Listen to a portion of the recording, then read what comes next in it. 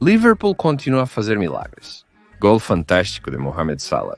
O que o egípcio fez ontem? Manchester City não conseguiu vencer o Everton. Manchester United novamente se atrasou, desta vez contra o horrivelmente jogando Wolverhampton. Desejamos saúde aos fãs vermelhos e nervos fortes. Modric decidiu encerrar a carreira. E Dani Olmo chegou a Manchester. O espanhol se prepara para assinar contrato com o grande local. Falaremos sobre isso e muito mais hoje. Amigos, esta é uma dose de futebol. E as 10 notícias mais quentes até esta hora. Carreguem seus likes reais e continuaremos trabalhando sem folgas. Bem, eu desejo a vocês um bom apetite e uma boa visualização. Não importa quais histórias Joan Laporta esteja contando, a situação financeira do Barcelona ainda está longe de seus melhores tempos. Mesmo com a assinatura de um novo contrato com a Nike, os catalães ainda terão que vender seus melhores jogadores para ter uma vida ativa no mercado de transferências. Diário Sport relata que os catalães já começaram a ouvir ofertas até mesmo para aqueles jogadores que planejavam vender apenas no verão. Estamos falando dos zagueiros centrais Andreas Christensen e Ronald Araújo. A Juventus gostaria de assinar com alguém dessa dupla já neste inverno. O Barça também analisa com atenção todas as propostas por Ansu Fati.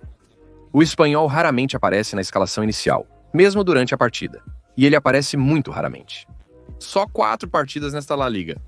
Mesmo em condições de agenda apertada que força a rotação, Hansi Flick não confia no meio-campista. Isso significa que Fati deve mudar a prescrição.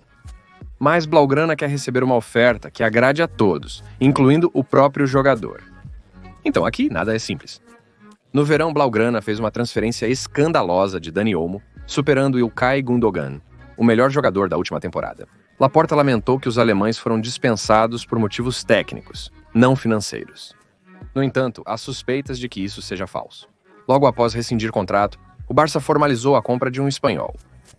Eles só registraram Dani devido à lesão de Andres Christensen. Mas no inverno, Datianin voltará à forma, e o Barça pode ficar sem Olmo. O jogador tem plena consciência disso. Em seu contrato, há uma cláusula que permite que ele mude de equipe se o Barcelona não o registrar. Parece que Dani está pronto para usá-lo. Como relatado ontem, Olmo chegou a Manchester com seu agente. MU realmente quer o jogador de futebol. Ainda mais, se tiverem sorte de conseguir um jogador top, eles podem conseguir sem pagar compensação. Certamente eles terão que gastar um bom valor em bônus para o jogador. Como de costume, nesses casos, precisarão oferecer um contrato atraente. Mas ainda é melhor do que pagar 60 ou até mesmo 70 milhões de euros.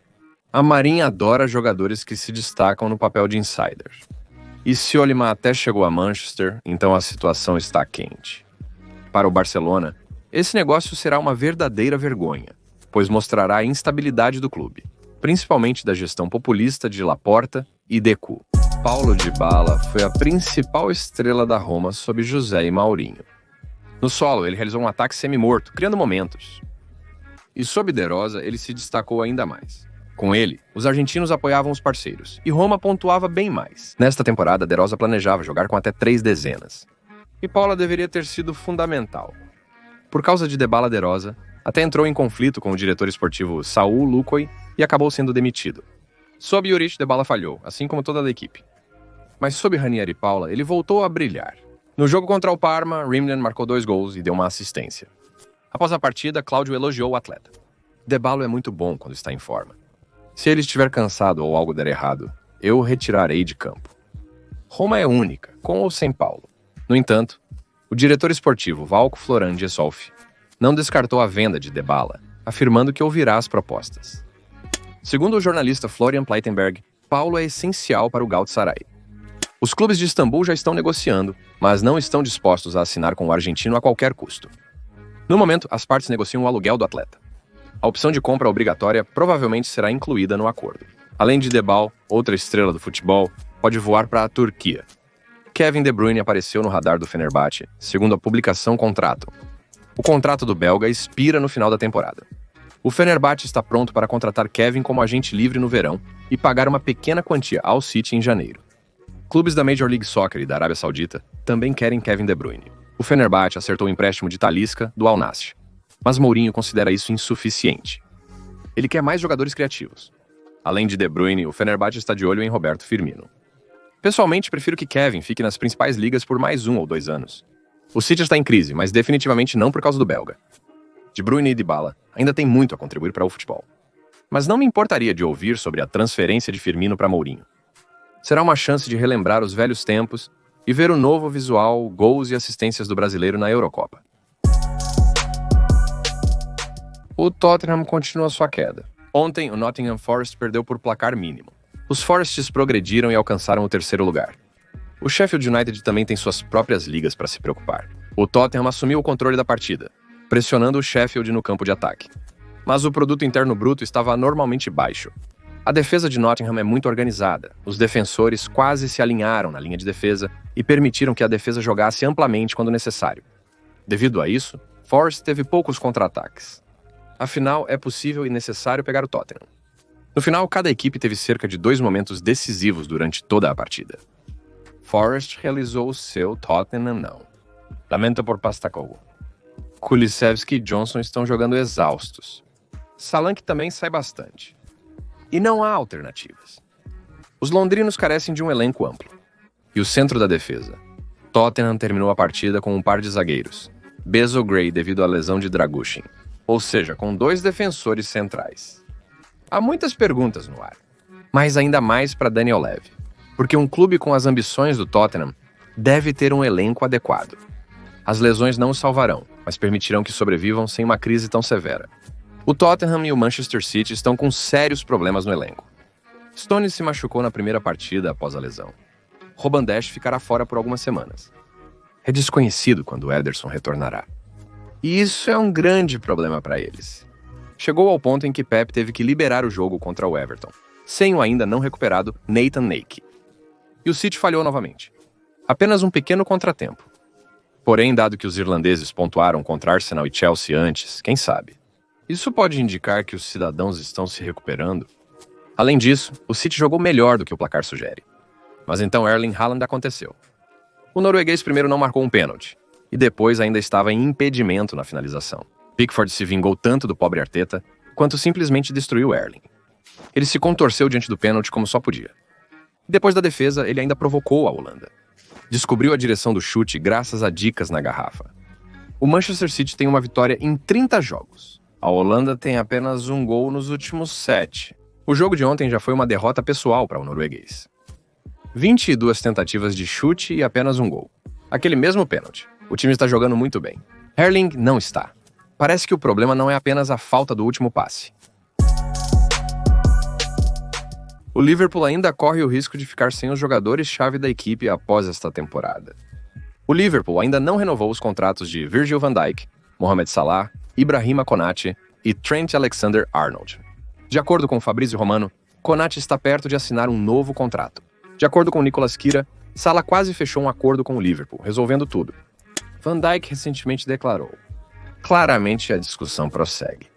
No entanto, ainda não sei o que o futuro reserva. Estou totalmente focado no Liverpool e não sei o que o futuro trará. Mas eu posso te dizer que a discussão começou e temos que esperar. O importante é que o Liverpool pelo menos começou a discussão sobre isso. E o próprio capitão parece estar disposto a ficar, apesar do interesse do Real Madrid. Porém, é provável que ele olhe para a Espanha ocasionalmente. Jornalistas ingleses afirmam que a situação é avaliada positivamente. Os merengues veem Renta como prioridade para reforçar a lateral direita. E por enquanto não estão pensando em alternativas, acreditando que conseguirão assinar um contrato com o inglês. Segundo o jornal espanhol AS, o defensor recusou todas as propostas do Liverpool, pois pretende continuar sua carreira no Real Madrid. Tudo está ocorrendo conforme o plano dos madrilenhos, não é confiável confiar demais nessa informação. A mídia inglesa não menciona ofertas recusadas, mas aparentemente Trent está bem próximo de Madrid. Recentemente o jogador afirmou: em um nível pessoal, eu gostaria de construir um legado. Acho que é importante o suficiente para ser falado com o máximo respeito. Acho que seria bom se, em 10 ou 15 anos, falassem de mim como o melhor, ou um dos melhores laterais da história. Trent tomará decisões sobre o futuro clube com base em suas perspectivas nesse sentido. Mas a situação aqui é ambígua. Por um lado, é mais fácil ser uma estrela em Liverpool. Por outro, por mais que se gire, o Real não é percebido pela sociedade como um clube maior. E isso significa que é mais fácil influenciar a história do futebol lá. O Manchester United terá um orçamento limitado para as transferências de inverno. Tudo se deve ao modelo de negócios genial dos ex-gerentes do clube, Woodward e Merta. Eles literalmente levaram o clube à ruína financeira. A cada temporada, ele comprava por 20 milhões de euros. Simultaneamente, vendia por valores bem inferiores. Mesmo o United, com um enorme exército de fãs, jogando na Premier League, com contratos publicitários fantásticos, não pode se permitir tais extravagâncias anualmente. No verão, o clube precisava de um novo defensor devido à péssima forma de Casemiro, mas faltava dinheiro. O Diabo Vermelho negociou por muito tempo com Paris Saint-Germain Pugarta, e quando perceberam que os parisienses eram contra o aluguel, venderam McTominay e Avnapoli. Do contrário, o clube não poderia arcar com a transferência do uruguaio. Além disso, muitos jogadores nominais e efetivos da academia saíram no verão, o que permitiu fortalecer o orçamento. As principais opções para aquecer o tesouro com essa manobra já se esgotaram. E agora o United terá que vender jogadores do elenco principal para ser ativo no mercado. E não apenas vender jogadores de futebol baratos. A vida do clube facilitará as transferências de Rashford, Casemiro e Antony. Se conseguirem vendê-los por um bom preço. Mas ninguém vai dar nada por eles na forma atual. Após uma noite e um jogo ruim no Etanage, Marcos agora errou completamente o alvo. A partida contra o Wolves tornou-se a quarta sem o inglês. Parece que Antony está pronto para sair, a menos que seja para alugar. O agente do futebolista Júnior Pedrosa declarou: "Se o Manchester United acredita que pode alugá-lo em janeiro para o tempo de jogo, nós trabalharemos juntos nessa opção." Enquanto isso, Antony se esforça para recuperar sua posição no time titular e mostrar seu melhor futebol sob o comando de Ruben Amorim. O Manchester United possivelmente venderá Joshua Zirkzee. Durante toda a temporada, a imprensa tem escrito sobre o retorno do holandês à Série A. Segundo o jornalista Ekrem Konur, Napoli e Juventus estão de olho no atacante. Além disso, o Manchester United deve considerar vender Alejandro Garnacho. Sim, o talento é notado à primeira vista. Mas a instabilidade e a falta de disciplina também são evidentes. Devido a isso, Ruben Amorim não convocou o jogador para a partida contra o Manchester City. Como o jornalista Steve Bates escreve, em vez de tirar as conclusões corretas e mudar sua atitude em relação ao trabalho, Garnacho guardou rancor contra o treinador. São necessárias tais imagens? Ontem houve muita informação dos jornalistas de Madrid. Mário Cartenago desmontou a política de transferências dos escorregadios para o futuro próximo. Anteriormente, os madrilenhos planejavam uma janela de transferência de inverno ativa, devido às falhas defensivas contra Barcelona e Milão. Mas agora, a liderança dos escorregadios acredita que a necessidade de novas aquisições no centro da defesa diminuiu, graças ao progresso do pupilo de Raul, Asensio, e à adaptação de Éder Militão, que Carlo Ancelotti colocou no papel de zagueiro central. O clube também parou de vasculhar ativamente o mercado em busca de um lateral esquerdo. O Real está satisfeito com Ferland Mendy e Marcelo, apesar de algumas atuações fracas nesta temporada. A transferência de Alphonso Davies deixou de ser prioridade, mas o clube segue monitorando o caso. Alphonso ainda não renovou seu contrato com o Bayern e decidiu esperar até o próximo ano para que todos os times tenham a oportunidade de negociar com ele. Davies planeja avaliar todas as opções e então fazer sua escolha. O Real espera que Alphonso mantenha sua promessa e se mude para Madrid como um agente livre. No verão, o clube buscará prioritariamente um zagueiro direito e um meio-campista. Eles almejam ter Trent Alexander-Arnold na lateral direita e aguardam um meio-campista com características similares a Toni Kroos. Bellingham precisa de um jogador de futebol com ótima visão de campo e controle de bola, capaz de conduzir o jogo. O Real tem dois principais candidatos agora: Martin Subimendi, do Real Sociedad, e Vitinha, do Paris Saint-Germain. Também estão de olho em José Quimihon, que ainda não renovou com a Bavária. O Real parece ter esse fetiche: tirar jogadores do Bayern sem pagar indenização. Lamenta pelos clubes da Bundesliga, que sofreram com a política agressiva de transferências dos muniquenses. Mesmo assim, penso que Kimmich está sendo muito precipitado. Ele não é um jogador cauteloso como Kroos. Subimendi seria uma escolha melhor para o Real. Martin traiu a vizinhança, por isso, recusou Barcelona e Liverpool no passado. É improvável que ele queira ir para um time que joga na mesma liga que o Basco. Ele provavelmente irá para o Liverpool ou Manchester City. O Chelsea está em ótima forma nesta temporada. Os Blues estão em segundo na Premier League por mérito, à frente do Nottingham Forest. Mas o jogo contra o Fulham foi complicado. Eu avisei, o time de Marco Silva é forte. Os pensionistas lideraram até os 82 minutos, mas depois sofreram 2 gols. Pode-se pensar que o Chelsea simplesmente não jogou bem no final. Mas na verdade, o Fulham não parecia pior, e até melhor durante a maior parte do jogo. Os Blues só marcaram devido à genialidade de Cole Palmer. O inglês fez algo especial novamente. Ele aparenta pensar muito mais rápido que os demais jogadores. E parece que ele nem fez nada de extraordinário. Ele antecipou a situação, pegou a bola entre 2 jogadores, virou-se, acelerou e chutou para o gol antes que pudessem pegá-lo.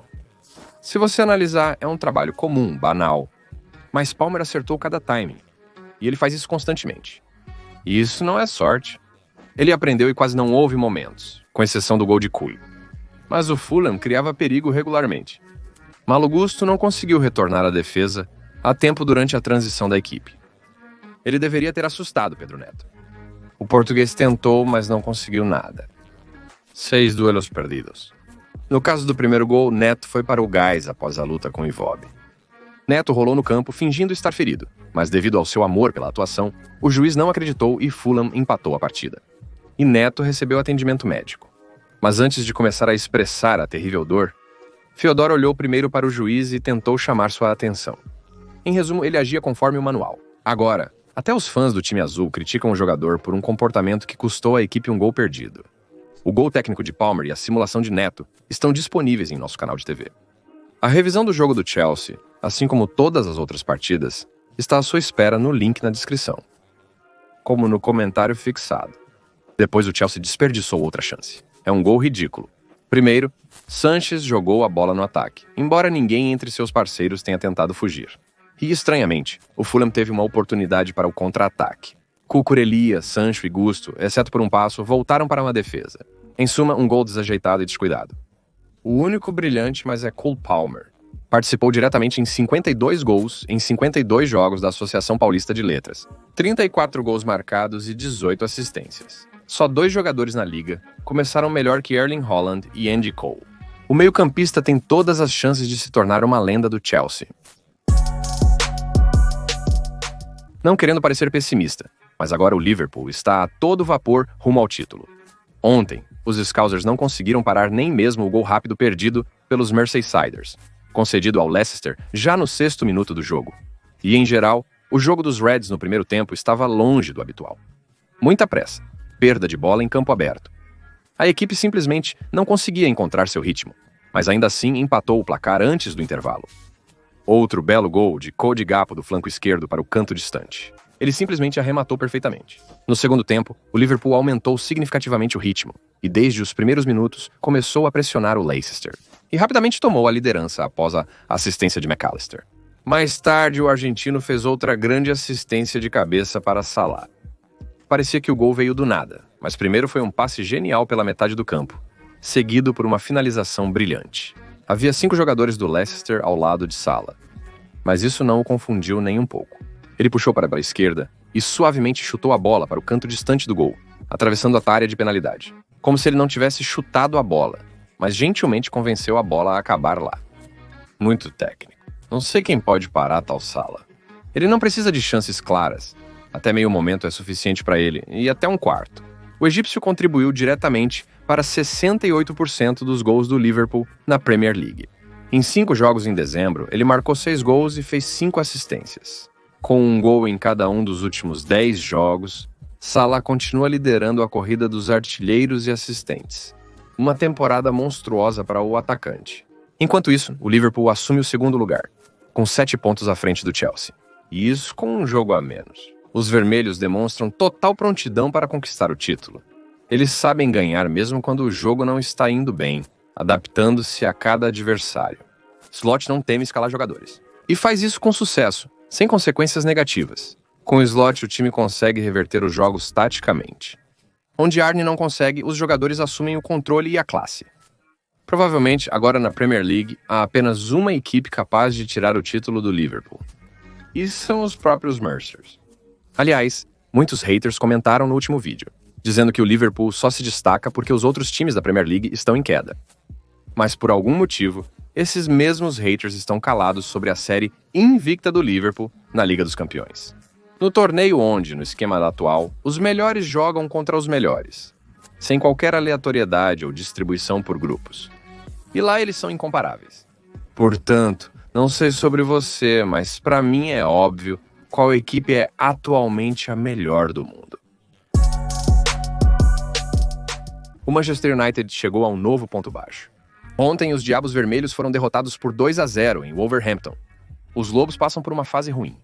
Recentemente, demitiram o treinador para evitar o rebaixamento no campeonato. A Vitor Pereira parece estar se saindo muito bem. Ou são os United que estão tão mal? Avaliar não é simples devido a Bruno Fernandes. O português se destacou novamente. Não conseguiu resistir à ajuda da própria equipe portuguesa da Associação Paulista de Letras. 2 cartões amarelos, ambos, na minha opinião, mais do que merecidos. A segunda foi tão óbvia que Bruno saiu do campo sem discutir. O motivo de sua segunda falha é um mistério. Certamente não é a situação mais arriscada para o Emil. A queda foi sem sentido. Bruno se tornou o primeiro jogador do United em 10 anos com 3 expulsões em uma temporada. Antes disso, ele não havia recebido nenhum cartão vermelho. A sensação é de que Fernandes está nervoso devido ao caos no United, o que está afetando seu desempenho em campo. Apesar das altas expectativas, Ruben Amorim se tornou o primeiro técnico do Mill a sofrer 4 derrotas em apenas 7 partidas da valor presente líquido.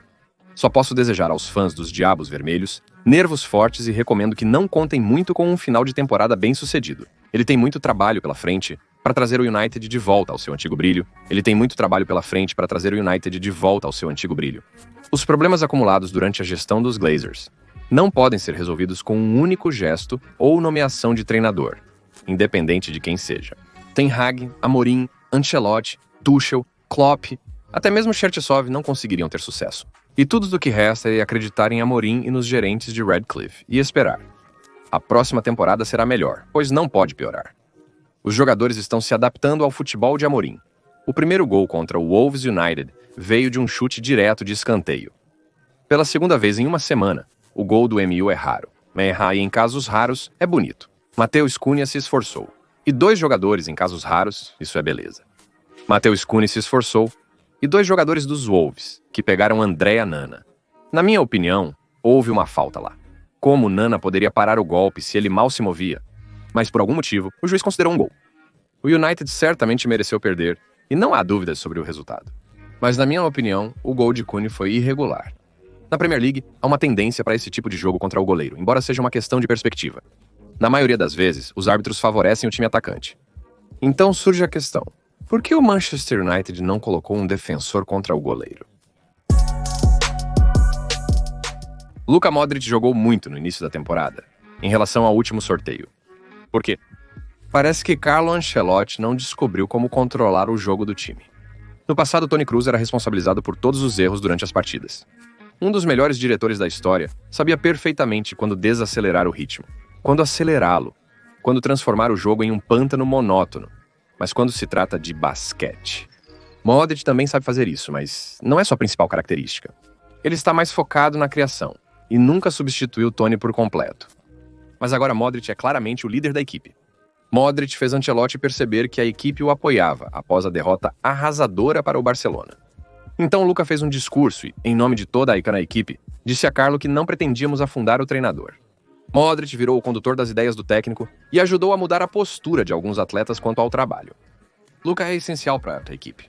Segundo o Todo Fichagens, o Real não planeja renovar o contrato do croata. Isso indica que o veterano se tornará um agente livre. Não terminar a carreira de Toni Kroos, eles teriam se despedido de Luka no último verão. Esse era o plano de acordo com a decisão de Kroos. Tudo mudou.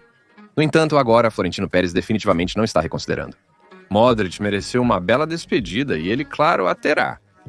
Se o Real tivesse mostrado a porta para o croata meio ano atrás, Luka continuaria jogando. O Dinamo Zagreb já preparou um contrato para a lenda. Clubes da Major League Soccer, Turquia e Arábia Saudita também teriam interesse em contratar Kovacevic. Certamente. E agora Modric terá uma pilha inteira de ofertas diferentes na mesa. No entanto, segundo a fonte, desta vez Luka não está tão confiante em suas habilidades e desejo de continuar. Modric está planejando encerrar a carreira. No Real Madrid, ganhou 27 troféus, mais do que qualquer outro. Sua história única e grandiosa começou com uma infância difícil durante a Guerra Civil. Luka não era forte, mas o talento, o trabalho árduo e a disciplina fizeram a diferença. Ivan Rakitic disse que toda vez que olha para Modric, ele não entende como alguém tão pequeno pode ser tão grande. A mentalidade de Luka é tal que, aos 39 anos, quando muitos de seus colegas lendários já teriam pendurado as chuteiras há 5 anos, Modric ainda está jogando no mais alto nível e até mesmo contribuindo para o Real Madrid. E Luka, como ninguém mais, mereceu uma aposentadoria tranquila e feliz. E por hoje é tudo. Obrigado por assistir e pela inscrição no canal. Meu nome é Kirill Cast e essa foi a sua dose diária de futebol. Paz para a sua casa e para você, amigos.